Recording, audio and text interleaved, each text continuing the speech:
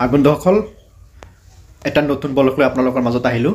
যেহেতু আজি ৰাম মন্দিৰ প্ৰতিষ্ঠা হ'ব আৰু সেই ৰাম মন্দিৰ উপলক্ষে মই কেইটামান এজন অসমীয়া হিচাপে এজন ভাৰতীয় হিচাপে কেইটামান কথা ক'বলগীয়া আছে। যে আজি ৰাম মন্দিৰ প্ৰতিষ্ঠা হ'ব, ভাল কথা। কিন্তু কিছুমান চাইছোঁ ছ'চিয়েল মিডিয়াত মানে এনেদৰে সাম্প্ৰদায়িক মন্তব্য আগবঢ়াইছে। হিন্দুৱে মুছলমানক গালি দিছে, আকৌ মুছলমানে হিন্দুক গালি দিছে। চাওক, ভগৱান ঈশ্বৰ যে কোনোবা সৃষ্টিকৰ্তা আছে, আল্লাহ ভগৱান যিয়ে নহওক, আৰু ইয়াক লৈ এটা ধৰ্মই আন এটা ধৰ্মক গালি দিয়াটো ঠিক নহয়। কিন্তু বন্ধুসকল চাব, বৰ্তমান যিবিলাক এই যে ৰাম আল্লাহ ভগৱানক লৈ বিভিন্ন কাজিয়া লগাইছে, চাব এইবোৰ ব্যক্তি এই যেতিয়া নতুন মন্দিৰ বা মছজিদ এটা নিৰ্মাণ হয় তেতিয়া সেই এটা যাব, আলোচনা কৰিব, তাৰপিছত আৰু নাযাব, চাব তাৰপিছত মদ ভাং আৰু বিভিন্ন বস্তু খাই কিনে সেই হিন্দু হওক মুছলমান হওক পৰি থাকিব। কিন্তু চাওক, গতিকে এদিন মছজিদত নাযায়, এদিন মন্দিৰত নাযায়, সেইবিলাক ব্যক্তিয়ে যদি ৰাম মন্দিৰক লৈ কিনে আলোচনা সমালোচনা কৰে, মই ভাবোঁ ঠিক নহয়। গতিকে চাওক, ভগৱান ঈশ্বৰ আছে বা বিভিন্নজনে বিভিন্ন ভগৱান ঈশ্বৰৰ বিভিন্ন নামেৰে সিহঁতক উপাসনা কৰে, তাত ক'বলগীয়া নাই। কিন্তু এটা কথা ক'বলগীয়া আছে, চাওক, যে সেই ভগৱান ঈশ্বৰৰ নাম লৈ কিনে কাৰোবাক গালি দিয়া, কাৰোবাক বেয়াকৈ ভাষা কোৱা, এতিয়াও ঠিক নহয়।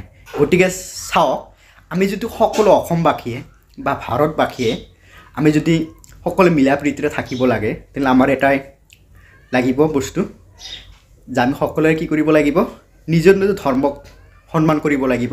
কিন্তু নিজৰ ধৰ্মক সন্মান কৰিবলৈ যাওঁতে যাতে বেলেগ ধৰ্মক আমি গালি নিদিওঁ, এইটো আমি লক্ষ্য কৰিব লাগিব।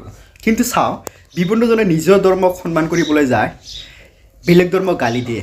কিন্তু চাব, আল্লাহ হওক, ভগৱান হওক বা ৰাম হওক, সিহঁতে কোৱা নাছিলে, নকয় যে তুমি নিজৰ ধৰ্ম মোৰ নাম লোৱা আৰু মোৰ নাম লৈ কিনে বেলেগক গালি দিয়া, এইবিলাক কোৱা নাছিল।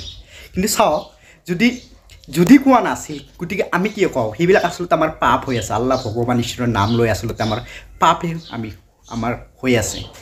গতিকে সকলোৱে যাতে আমি বিভিন্ন ধৰণৰ গালি বা ছ'চিয়েল মিডিয়াত বেয়াকৈ কমেণ্ট আমি নিদিওঁ। ৰাম মন্দিৰ প্ৰতিষ্ঠা হ'ব, ভাল কথা হওক, এতিয়া ক'বলগীয়া নাই।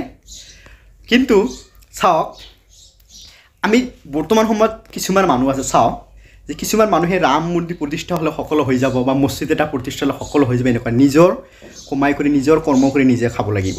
যদি আপোনাৰ ঘৰত ভাত নাথাকে, চাউল নাথাকে, কোনোবা আহি নিদিয়ে।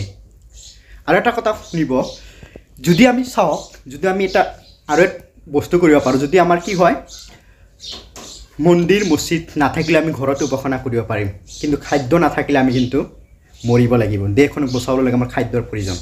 গতিকে যাতে আমি সকলো অসমীয়া, সকলো ভাৰতবাসীয়ে একলগ হৈ থাকোঁ, যাতে কোনো ধৰণৰ কাজিয়া পেচাল নকৰোঁ।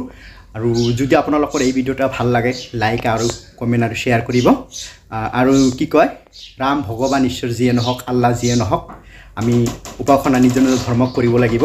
আৰু যদি মই ভাবোঁ, যদি কোনোবাই নিজৰ ধৰ্মক ভালকৈ অধ্যয়ন কৰে, কোনো ধৰ্মত কোৱা নাই যে এটা ধৰ্ম মানুহে আন এটা ধৰ্মক গালি দিয়ে। কোনো ধৰ্ম গ্ৰন্থই কোৱা নাই যে তোমাক শিকোৱা নাই যে এটা ধৰ্ম আন এটা ধৰ্মক গালি দিয়ে, যাতে আমি নিদিওঁ। যদি আপোনালোকৰ বন্ধুসকল যদি ভিডিঅ'টা ভাল লাগে, আপোনালোকৰ এই ভিডিঅ'টা ভাল লাগিলে যদি লাইক কমেণ্ট শ্বেয়াৰ কৰিব। আৰু যদি পেজত চাই আছে আপোনালোকে ফ'ল' কৰিব। আৰু যদি ইউটিউবত ভিডিঅ'টো চাই আছে আপোনালোকে পেজটো ছাবস্ক্ৰাইব, ইউটিউব চেনেলটো ছাবস্ক্ৰাইব কৰি কিনে মোৰ লগত থাকিব বুলি আশা থাকে।